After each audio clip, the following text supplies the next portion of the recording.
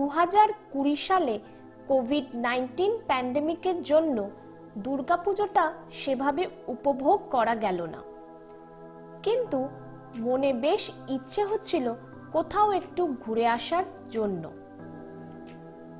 তাই আমরা সব রকম সাবধানতা মেনে দুর্গাপুজোর পর বেরিয়ে পড়লাম দুদিনের জন্য কলকাতার কাছে একটি রাজবাড়ি ভ্রমণের উদ্দেশ্যে, ইটাচুনা রাজবাড়ি। তখনও লোকাল ট্রেন চালু না হওয়ায় আমরা সড়কপথেই রওনা দিলাম রাজবাড়ির উদ্দেশ্যে। রাজবাড়িটির অবস্থান হুগলি জেলার ইটাচুনা গ্রামে। কলকাতা থেকে দূরত্ব প্রায় 70 কিলোমিটার।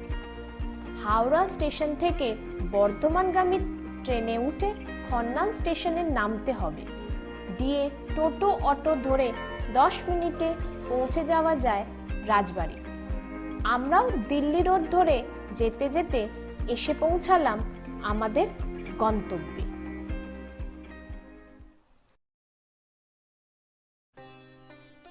এটি হলো রাজবাড়ির প্রধান দরজা, আর এটি হলো রাজবাড়ির বাহির মহল।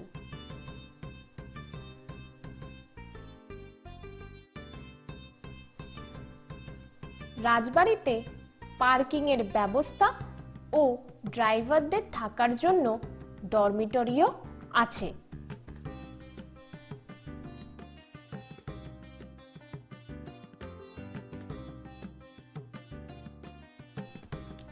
এই বাহির মহলেই আছে এদের রিসেপশন অফিস। রাজবাড়ির চেকিং টাইম দুপুর 12টা আর চেক আউট টাইম সকাল 10টা।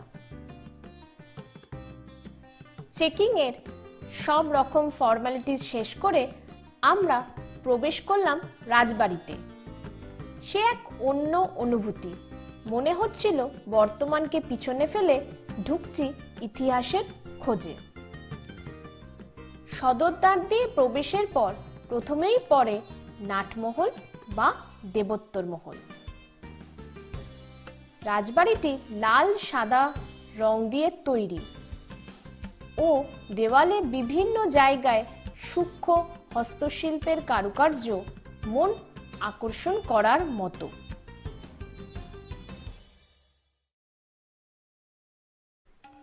তারপর যে মহলে প্রবেশ করলাম সেটি হলো অন্দরমহল। রাজবাড়িতে থাকার সুব্যবস্থা আছে এই অন্দরমহলে।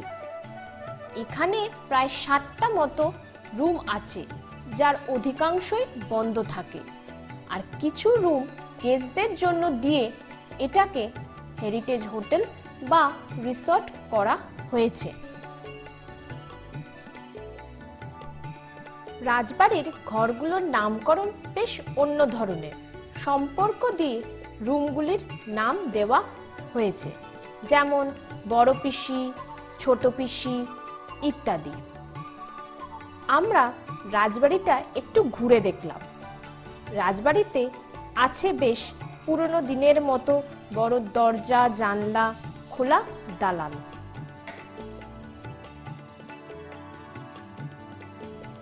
আমাদের বুক করা ছিল বড় বৌদির রুমটা।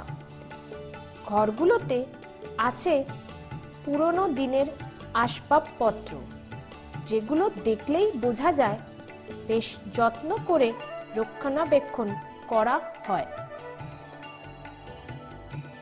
গেস্টদের সুবিধার জন্য আধুনিকতার ছোঁয়াও আছে রাজবাড়িতে, যেমন আছে টিভি, ফ্রিজ, এসি, গিজার ইত্যাদি।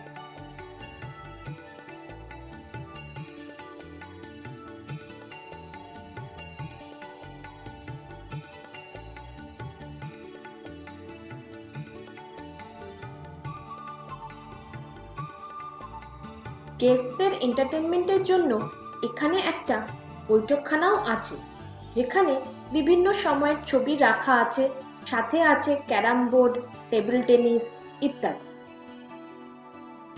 রাজবাড়ি ঘুরে দেখতে দেখতে দুপুর হয়ে গেল। তাই আমরাও চলে এলাম ডাইনিং হলে। এখানে লাঞ্চের টাইম দুপুর 1টা থেকে 2:30 অবধি।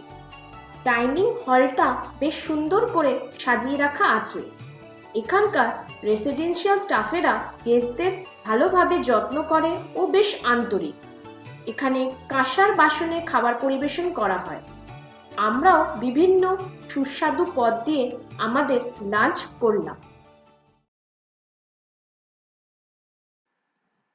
রাজবাড়ির পিছনের দিকে আছে একটা সুন্দর বাগান ও পুকুর, যেখানে বিনোদনের জন্য বোটিং, ফিশিং এর ব্যবস্থাও আছে। বিকেল নাগাদ রাজবাড়ির একজন গাইড আমাদের পুরো রাজবাড়িটা ঘুরে দেখালেন ও রাজবাড়ির ইতিহাস সম্বন্ধে বললেন। এই বাগানের মধ্যে কয়েকটা গেস্টদের জন্য মাঠঘাটও আছে।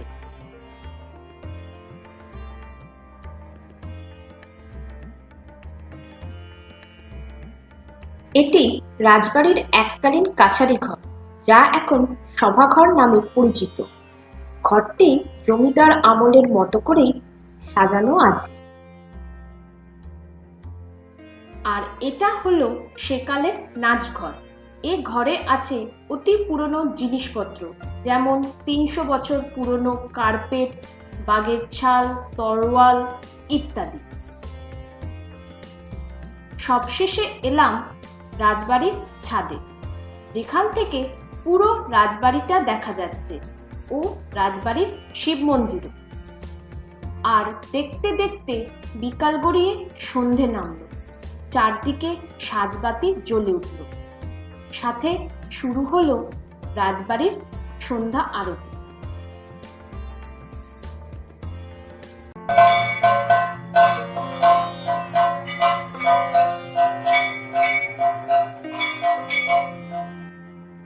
রাত্রি নামল রাজবাড়ির কোলে। সে এক মনোরম পরিবেশ তৈরি হলো। রাত্রির নিস্তব্ধতা, ঝিঝি পোকার ডাক আর ঝলমলে আলোতে সেজে ওঠা রাজবাড়ির সুন্দর রূপ।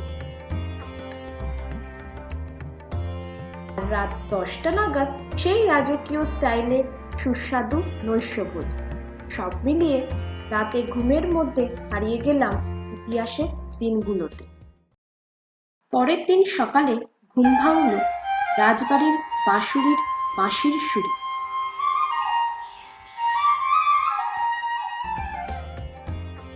আর দেখলাম আমাদের জন্য হাজির সকালের চা আর বিস্কুট।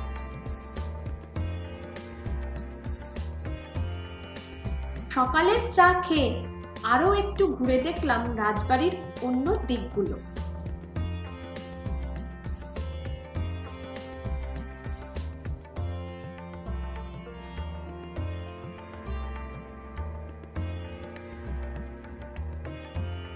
এখানকার কমপ্লিমেন্টারি ব্রেকফাস্ট খেয়ে প্যাকিং করে নিলাম, কারণ ছুটি শেষ, এবার যে বাড়ি ফেরার পালা। এই রাজবাড়ি রাজকীয়তা ছেড়ে আসার সময় মনটা খারাপ হলো ঠিকই, তবে এই দুদিনের মধুর স্মৃতি সাথে নিয়ে বিদায় জানালাম রাজবাড়িকে।